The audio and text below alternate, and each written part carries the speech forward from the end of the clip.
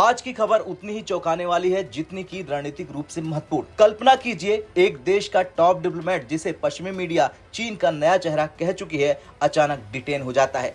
और ये डिटेन उस मुलाकात से 1 महीने ठीक बाद होती है जिसमें उन्होंने भारत के विदेश मंत्री एस जयशंकर से शंघाई कोऑपरेशन ऑर्गेनाइजेशन की बैठक में हाथ मिलाया था।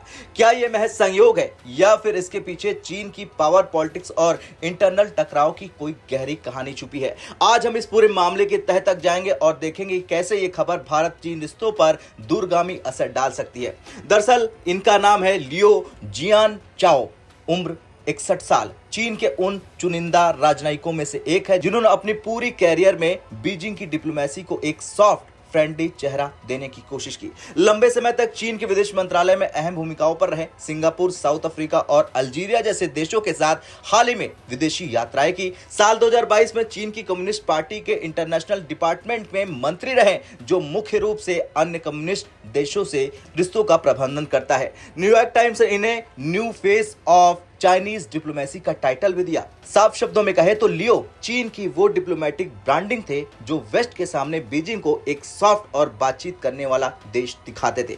वॉल स्ट्रीट जर्नल की रिपोर्ट कहती है कि जुलाई के आखिर में एक विदेश यात्रा से लौटने के तुरंत बाद चीनी अधिकारियों ने उन्हें डिटेन कर लिया। उनके घर की तलाशी ली गई। ऑफिशियल कारण अब तक सामने नहीं आया और अरेस्ट के तुरंत बाद उन्हें पब्लिक से पूरी तरह काट दिया गया। यह तस्वीर बहुत हद तक वैसी ही है जैसी चीन में पहले भी देखी गई। अचानक गायब होना, किसी भी ऑफिशियल स्पष्टीकरण के बिना महीनों तक पब्लिक से दूर रहना और फिर या तो शांत वापसी या फिर पूरी तरह से गायब हो जाना। वैसे ये कोई पहली घटना नहीं है। चीन के पूर्व विदेश मंत्री किन गांग भी अचानक गायब कर दिए गए थे। कई top business tycoon, military generals भी इसी तरह सत्ता से हटाए गए। ये पैटर्न 2 बातें बताते हैं। पहला, शी जिनपिंग का कंट्रोल बढ़ रहा, वो किसी भी संभावित पॉलिटिकल चैलेंज को शुरू में ही खत्म कर देते हैं। दूसरा है लीडरशिप के भीतर इनसिक्योरिटी। अगर सिस्टम स्थिर है तो ऐसे अचानक डिटेंशन की जरूरत नहीं पड़ती है।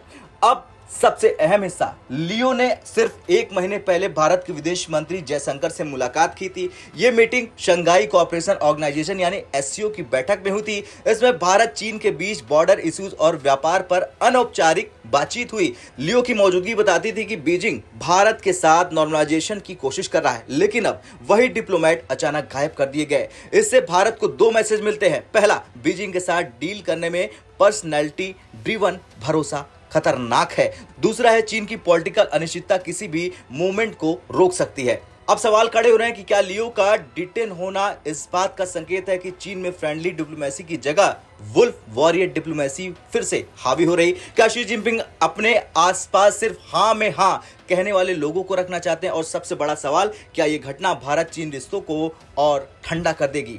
खैर, कुछ भी हो, भारत के लिए यह सिर्फ एक पड़ोसी देश की इंटरनल पॉलिटिक्स की खबर नहीं है। ये भारत के लिए सिक्योरिटी, डिप्लोमेसी और स्ट्रेटजी तीनों मोर्चों पर चेतावनी है, क्योंकि चीन में पावर समीकरण बदलते ही उसकी विदेश नीति भी बदलती है और एलएसी से लेकर इंडो पैसिफिक तक इसका असर पड़ सकता है। लियो का डिटेन होना सिर्फ बीजिंग में ही नहीं, दिल्ली में भी अलर्ट की घंटी बजा दिया है।